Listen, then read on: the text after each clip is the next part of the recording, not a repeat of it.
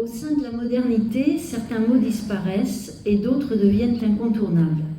Ils s'appliquent alors à tous les domaines et deviennent, selon l'expression anglaise, all purpose.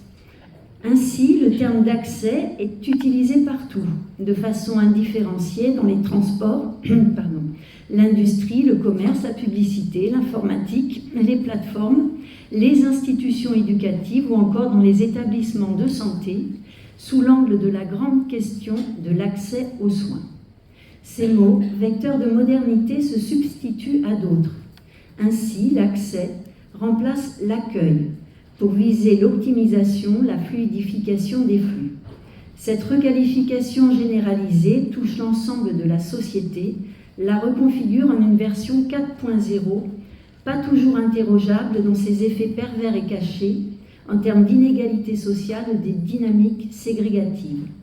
Ainsi, désormais, on ne dit plus psychiatrie, mais santé mentale. On ne parle plus d'étrangers ou d'immigrés, mais seulement de migrants, qui, comme son nom l'indique, est destiné à migrer, encore et toujours, bref, pas chez nous. On ne dit plus patient, mais usager. Inversement, dans les services publics, le terme d'usager est remplacé par celui de client. Dans le monde de l'entreprise, celui de salarié est remplacé par collaborateur, celui d'ouvrier par opérateur de production. D'ailleurs, on ne licencie plus, mais on met en œuvre un PSE, un plan de sauvegarde de l'emploi. Dans les services publics, on ne trie plus, mais on régule. On ne parle pas de baisse de moyens, mais uniquement de mutualisation et de réorganisation, etc., etc. Tous ces glissements sémantiques, comme le fait de passer du terme d'accueil à celui d'accès, ont des effets non seulement dans les discours, mais aussi sur les façons de concevoir la société, de faire société, de considérer la personne, l'usager, de considérer sa demande, ses besoins, sa place dans la société. Ils ont des effets aussi sur nos pratiques, sur la façon d'accueillir, d'orienter, sur la façon de proposer un soin, un suivi, d'accompagner une démarche, une demande d'aide, et de devoir de plus en plus renvoyer la personne ailleurs, vers le plus offrant, le plus rapide, le plus accessible.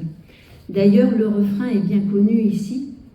Je crois que ça va pas être possible, pas être possible. Ah, tout le monde n'avait pas la référence, mais bon. Dans l'énoncé des politiques publiques, le mot accès ne va jamais sans le verbe faciliter. Nous sommes tous plus ou moins appelés à devenir des facilitateurs. Oups, des coordinateurs.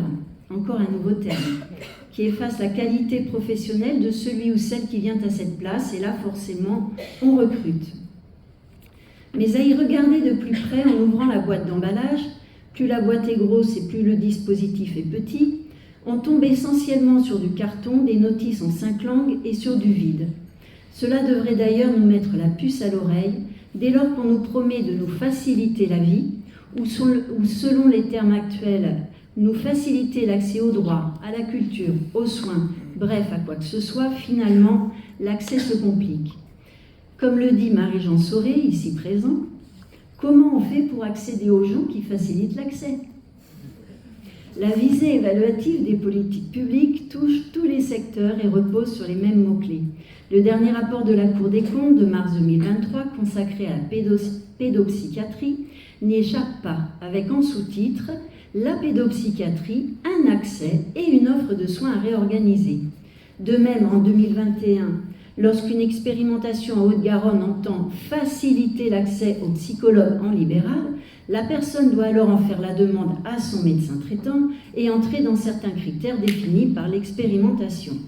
Le médecin devient le petit passe-partout du système de soins, posé en gatekeeper qui ouvre et ferme le portillon d'entrée et de sortie de pléthore de dispositifs et de parcours de soins. Mais en vérité, ce qui n'est pas vraiment facilité, voire même souvent retardé, c'est la rencontre avec le professionnel ou l'entrée dans certaines structures, dès lors que vous n'avez pas bien suivi le parcours ou pas fait les choses dans l'ordre. La personne se fige alors dans un statut de demandeur, d'asile, de droit, de compensation, de soins, pouvant avoir accès à des solutions prépensées qui n'ont toutefois pas été pensées avec les principaux concernés. Les professionnels sont évincés, peu à peu remplacés par des guichets uniques ou des portails d'accès sans visage. La notion d'accès se prête à la dématérialisation et remplace commodément le terme d'accueil passé aux oubliettes, qui implique un lieu et des professionnels permettant d'être véritablement accueillis. Dans les services publics et pour les politiques, le mot accès est le nouvel égalisateur de l'offre, de services, de soins à répartir entre public et privé. Pourtant, il convient de se méfier, car lorsque l'accès est dit facilité, c'est souvent parce que dès l'entrée, il faut penser à la sortie et aux différentes portes de sortie possibles, voire à votre non-entrée. Nombre de refus d'admission dans des services de soins se font par crainte de ne pas disposer de solutions en aval, que ce soit des places en soins de suite, en ambulatoire ou en libéral. La hantise des services étant les patients qualifiés de bed bloqueurs. Peut-être faudrait-il réfléchir au pourquoi de cette centration sur l'accès, à l'heure où s'édifie de plus en plus une société du dégagisme.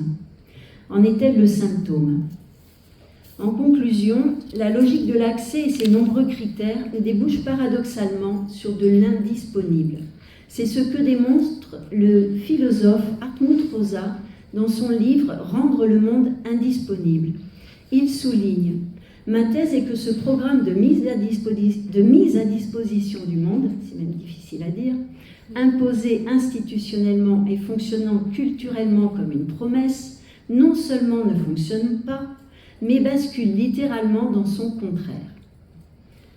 Où peut-on encore trouver refuge dans ce monde rendu indisponible ? L'une des figures les plus soumises à cette logique d'exclusion et de fermeture du monde est sans doute celle de l'exilé, au point que certains chercheurs questionnent même la fin de l'hospitalité en Europe. De telles craintes seront sans nul doute débattues lors de cette journée, en particulier avec nos deux premiers invités, Annabelle Royer et Nicolas Velu. Leur activité au sein de la PASEPSI prend le contre-pied de cet accès sous condition. Ils l'annoncent dès le titre de leur intervention, voir venir laisser dire, témoignage d'une pratique clinique auprès des réfugiés. Donc je les remercie au nom de la coordination des psychologues d'Occitanie et on attend leurs précieux témoignages. On leur laisse la parole. Merci.